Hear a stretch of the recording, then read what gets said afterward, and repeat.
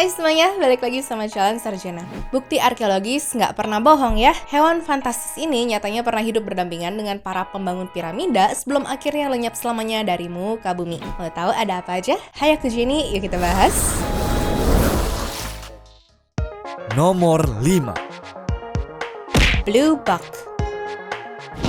Pertama-tama ada si cantik bluebug atau antelope biru, di mana banyak yang nggak tahu kalau pernah berjalan di bumi yang sama dengan Firaun Mesir. Bulunya abu-abu kebiruan yang berkilau gitu ya di bawah sinar matahari. Ya pokoknya seperti makhluk dari dongeng gitu deh. Tingginya pun cuma sekitar 119 cm di bahu, lebih ramping dari saudaranya si roan dan juga sable antelope. Dulu kawanan bluebug bebas merumput di padang rumput pesisir Afrika Selatan ya guys. Nah bayangin deh, saat orang Mesir kuno lagi menyusun batu-batu pertama piramida Giza sekitar 4.500 tahun lalu, bluebug masih santai mengunyah rumput di ujung selatan Afrika. Cuma sayangnya nasib bluebug ini tuh sedih banget. Setelah zaman es berakhir, permukaan laut tuh jadi naik, padang rumputnya tuh menyusut dan berganti pula ya menjadi hutan dan semak. Ditambah lagi begitu orang-orang Eropa mulai masuk di abad ke-17 dan melakukan perburuan besar-besaran, populasi mereka langsung anjlok parah lah. Apalagi habitat mereka juga kegusur ya sama ternak-ternak lain, sehingga bluebug pun tercatat sebagai mamalia besar Afrika pertama yang punah di tangan manusia pada zaman modern atau tepatnya sekitar tahun 1800-an. Duh, padahal kalau kamu masih ada sekarang, pasti keren banget ya ngeliat antelope warna biru lari-larian di alam liar. Sedihnya ya sekarang kita cuma bisa ngeliat sisa-sisa mereka di museum atau lewat gambar-gambar lama doang, dan mereka pun jadi pengingat betapa fatalnya bagi para hewan kalau habitat mereka tidak dijaga.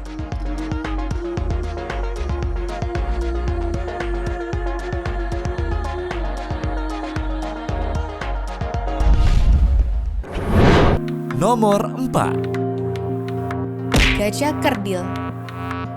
Dulu ternyata ada gajah yang tingginya cuma 1 meter atau seukuran poni. Dan ini bukan dongeng ya, mereka tuh bener-bener pernah hidup loh. Jadi di era Mesir Ptolemus yaitu zaman Cleopatra, ternyata ada gajah kecil bernama pygmy mammoth ataupun dwarf elephant. Gajah-gajah ini dulu berkeliaran di pulau-pulau di seluruh dunia, mulai dari Mediterania sampai Asia Tenggara. Ukurannya sih mungkin dipandang sebelah mata ya, tapi untuk di medan tempur, gajah dwarf ini malah lebih bagus karena mereka tuh lebih lincah untuk bertempur daripada dibandingkan dengan gajah Afrika raksasa loh.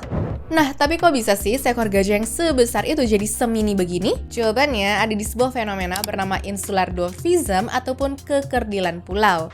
Jadi waktu hewan besar terjebak di pulau kecil, sumber makanan tuh terbatas, predator nggak ada, tubuh besar justru jadi beban ya guys. Fun fact-nya nih, tengkorak gajah kerdil punya lubang besar di tengah wajah, di mana itu tuh tempat belalainya nempel. Tapi orang Yunani kuno yang menemukan tengkorak ini mengira itu rongga mata raksasa satu mata. Banyak yang percaya inilah asal-usul legenda Cyclops. Sayangnya karena terus-terusan dipakai untuk perang dan sering banget dijadiin tontonan gladiator di zaman Romawi, ya akhirnya populasi mereka lama-lama mulai menurun drastis lah. Tapi faktor utama yang bikin mereka punah selamanya dari bumi sebenarnya karena pemanasan global dan juga kenaikan permukaan laut juga ya guys. Sedih sih, hewan yang tadinya jadi simbol kekuatan militer Mesir kuno, sekarang malah cuma tinggal tulang belulang sama coretan di dinding batu doang ya.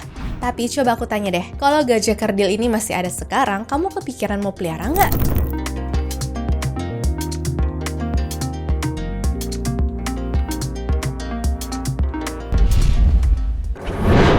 Nomor 3.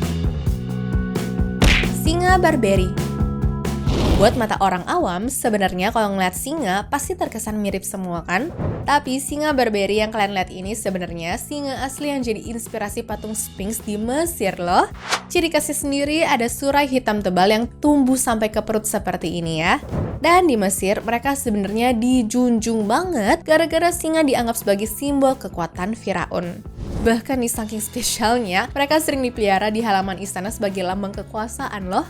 Sayangnya nih, walaupun dikenal garang di antara hewan-hewan yang lain, tapi nasib mereka berujung naas karena setelah berabad-abad diburu, diperlakukan gak baik, dan habitatnya diambil sama manusia, mereka akhirnya punah juga ya guys.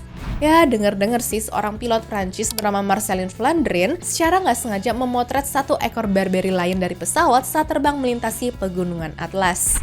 Foto hitam putih itu jadi rekaman terakhir singa ini di alam liar. Lalu yang bikin merinding tahu nggak sih apa? Segelintir dari mereka diduga masih bertahan di hutan Aljazair sampai tahun 1956 sebelum akhirnya lenyap selamanya karena perang Aljazair Prancis.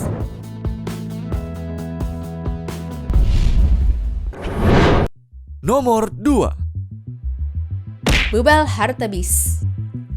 Setiap kali kalian bilang kata buffalo, kalian tuh sebenarnya lagi menyebut nama hewan yang udah punah loh. Kenalin, inilah kisah bubal hartebeest. Antelope berwajah panjang yang dulunya tersebar di seluruh Afrika Utara mulai dari Maroko sampai Mesir ya guys. Nama latinnya adalah bubalus atau dari bahasa Yunani boubalos. Dan iya ya, kata itulah yang kemudian berubah jadi buffalo dalam bahasa Inggris modern. Sekarang coba perhatiin hieroglif Mesir kuno deh. Di antara simbol-simbol yang ribet itu, gambar bubal hartebeest sering banget muncul, bahkan ada satu hieroglif khusus yang artinya anak hartebeest. Orang Mesir kuno menganggap hewan ini begitu sakral sampai dipakai dalam upacara pengorbanan loh. Para arkeolog pun menemukan mumi mereka di situs-situs kuno seperti Saqqara dan juga Karanis.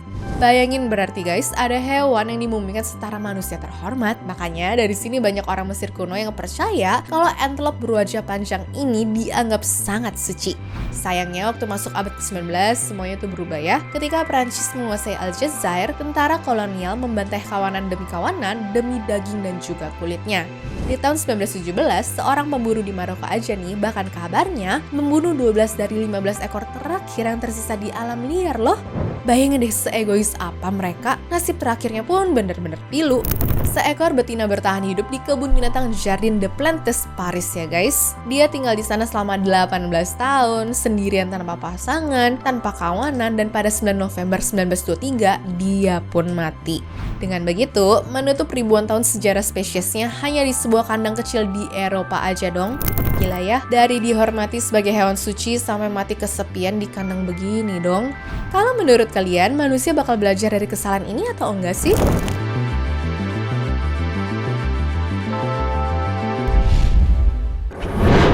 Nomor 1.